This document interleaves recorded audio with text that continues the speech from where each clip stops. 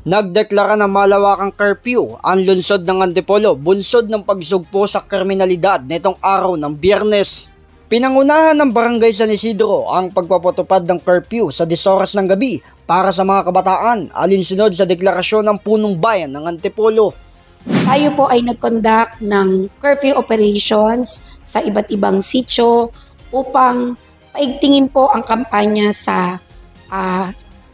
ng ordinansa pagdating sa curfew. Ang ating pong pamahalaang lungsod ng Antipolo sa pangunguna po ni Mayor Jun Inares ay seryoso po sa kampanya tungkol dito. Base sa FB post ni Mayor Jun Inares, nakasadang paghuli sa mga kabataan na may edad 17 pababa. Itinakda mula alas 10 ng gabi hanggang alas 4 ng umaga ang panghuhuli sa mga kabataan na madadatnan sa lansangan. Stricto po talaga namin i-implement ang kung ano ang nasasaad sa batas, ipapataw ang kung anumang parusa or penalty para na rin po ito ay maging wake-up call sa ating mga magulang, sa ating mga kabataan. Ayon rin kay Kapitana Baby Garcia Salen, wala silang kikilalanin basta't lumabag sa umiiral na ordinansa.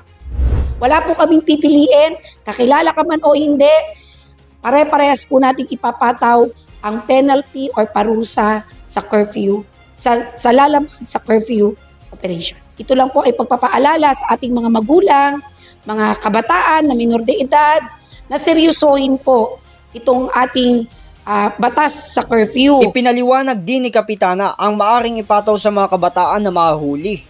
Sa first offender po, sa first offense, it's either community service po na hindi bababa sa 48 hours or 2,000 pesos penalty. Second offense po ay 3,000 pesos penalty or 72 hours community service. At sa third and series of offense po ay 120 hours or 5,000 pesos penalty. Pabor naman din ng ilang mga residente sa isinulong na curfew para na rin umano sa payapa at maayos na komunidad. Para sa akin, okay lang yung magkaroon ng malawang curfew. Dahil unang-una para makaiwas sa yung mga krimen, mga nakawan. Kaugnay din sa pagpapatupad ng ordinansa, kung sakali man na may mahuli, magulang nito ang magsasakripisyo para sa kanilang mga anak na minor de edad. Sabay, pwede rin ganun na yung magulang mag-sacrifice ng para kung sabaga para madisiplinar nila yung mga anak nila. Kung ayaw makinig, di silang ng kanilang mga anak. Oo, ay dapat lang. Kasi siyempre, responsibilidad yun ng mga magulang eh. Tulad nito, nanakawan ako dito ng paninda ko. O siyempre, kulang-kulang 1,000 mahigit. Oo. Ayon naman din kay Risa, isang estudyante, pabor siyang ipatupad ng curfew para na rin umano sa kapakanan ng mga kabataan tulad niya.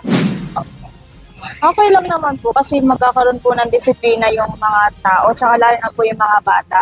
Kasi mostly mga bata, mga maliliit na bata halos dito sa streets namin. Sobrang babata, liliit pa na gusto ko rin na madisiplina rin sila na ayaw ko makikita na nasa lansangan pa. Panawagan na rin naman ni Risa na sana sumunod na lang ang mga kabataan sa kanilang mga magulang tulad niya. Dahil kung sakali man sila ang magdudusa sa hindi pagsunod sa ordinansa. Nakakaawa sa akin bilang anak din. Nakakaawa yung mga magulang na hirap disiplinahin yung mga anak nila. Gayunpaman, nakiusap rin si Kapitana Baby Garcia Salen sa mga magulang at kabataan na sumunod na lamang sa ordinansa. Respetuhin po ang batas natin sa curfew. Makiisa po kayo, tulungan niyo po kami. Pare-parehas po nating hangad ang isang maayos, mapayapa at disiplinadong komunidad. J. Martin, JKRS News and Public Affairs.